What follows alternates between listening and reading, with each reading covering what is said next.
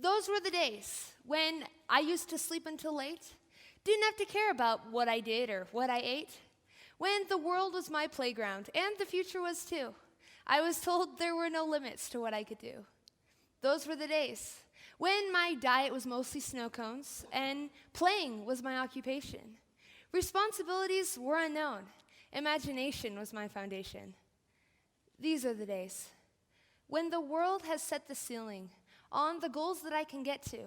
And while pushing farther is appealing, I'm told I still have growing up to do. Today, and as of about 7 weeks ago, I'm 18 years old. And in a matter of months, my high school classmates and I will be sent out into the world to pursue an education and raise an income. Yet, right now, we're still being expected to raise our hand in order to go use the bathroom. We're old enough to vote, to open a bank account, to move out. And old enough to feel as though being labeled as a child is getting a little old. Now, I'm not denying that I don't still have growing up to do, but I live with a label around my neck that tells the world that I'm not old enough to be taken seriously, to make a difference, to change the world. Now, as much as I'd love to see a world where teenagers are trusted with more than helping their parents navigate Instagram, we're not the only ones with this problem. We live in a world defined by these numbers, and not just the ones that match the number of candles on your birthday cake. A student in a college takes an exam, and upon receiving a score back that isn't as high as that of one of their colleagues, considers themselves less intelligent. A woman stands on a scale, and if that number has increased since the last time she stood there, she considers herself less beautiful.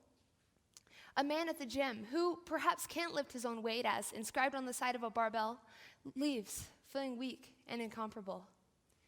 But your name isn't Mr. 220 pounds or Mrs. 72%.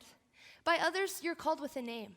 But by yourself, you may see the reflection in the mirror as one that doesn't line up with what's in Vogue, Forbes, or Weight Watchers magazines.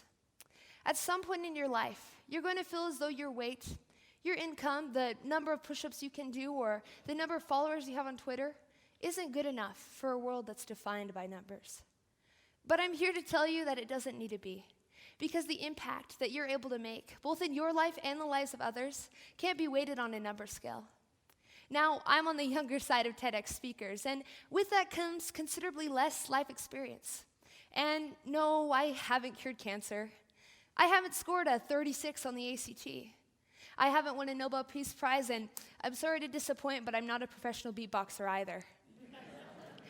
I'm here because I didn't let the fact some may consider an 18-year-old too mature to be on this stage scare me away. And that's not some huge feat or success either. In fact, this concept I've used to define myself by deeds instead of by data is simple enough that I hope to pass it on to all of you before I leave this stage tonight. My definition of success is different from the world's. If I can convince you all that you're good enough right now to go out and make a change, that's success. And if I can persuade you to apply it in your own lives, you'll find your own. But what I have for you isn't an exact formula because, especially as a young person, I know how annoying it is to be told exactly what to do. Rather, I'm going to show you how easy it is to make the change by telling you the stories of other young people who didn't let our data-obsessed world keep them from making an impact in a number of lives that can't be weighted on a scale. First of all, I'm going to put you in the shoes of a teenage boy. You don't even need to travel outside of our state of Idaho to find this boy, because this story takes place an hour away in Blackfoot. In any given year, there are 438,000 children in the United States foster care system. Now, this isn't a number that your average high school student considers on a daily basis. However, as anti-numbers as I am, I can see why Isaac Beck considered it a valid point to focus a service project on. Now, to clarify, his goal wasn't to go adopt 438,000 kids. Rather, he learned of how these kids go home to home with little to no belongings of their own and decided to do something about it. He called up committees and families, asking for donations for his cause. Instead of focusing on the age gap that separated him from the people he was contacting, he focused on that cause. And that cause brought about hundreds of goods that went on to find homes in the hands of these children. The goods ranged from backpacks to books to stuffed animals. But you can't put a range on how happy it must have made those kids to finally have something to call their own.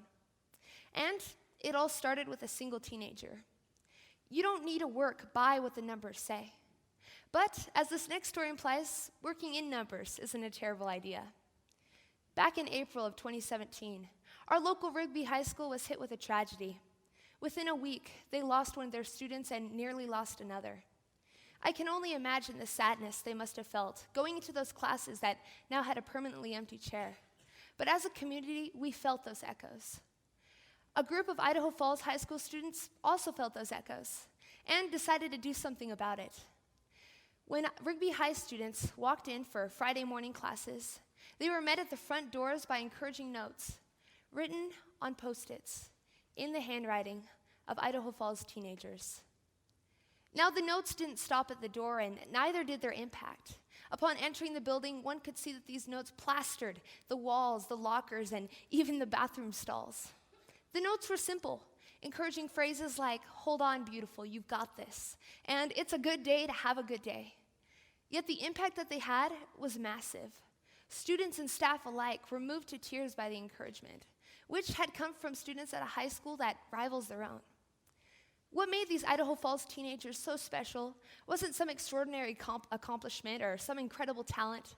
Rather, it was the fact that they looked past being simple young teenagers and instead proved that you don't need to be big or put forth big effort to do big things. Now, as a simple teenager myself, I want to tell you the story that changed my perspective to the one that I have now.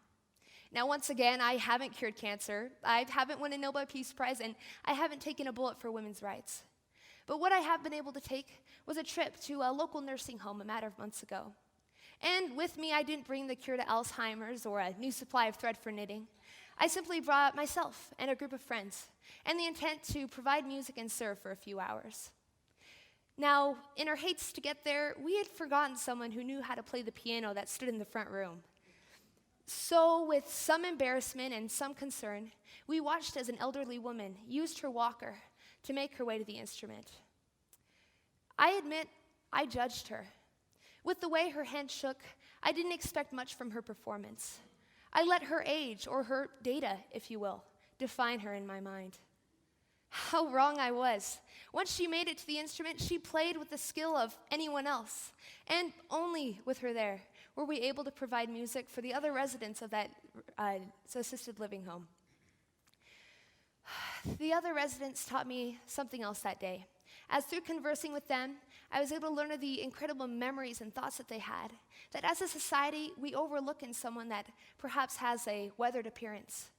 And what they taught me, although perhaps indirectly, about defining my limits, has allowed me to be on this stage tonight. These are the days when everyone has a voice, but some don't seem to know it, because when presented with the choice, the world wants us to throw it.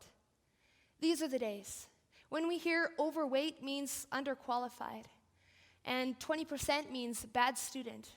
But according to what I've testified, you must ignore the data to be prudent. Those were the days when the numbers made your ideas a no-go. But to change this would be my plea. For how else can you know if your ideas are what we all need? You're defined not by data, but by deed. Thank you.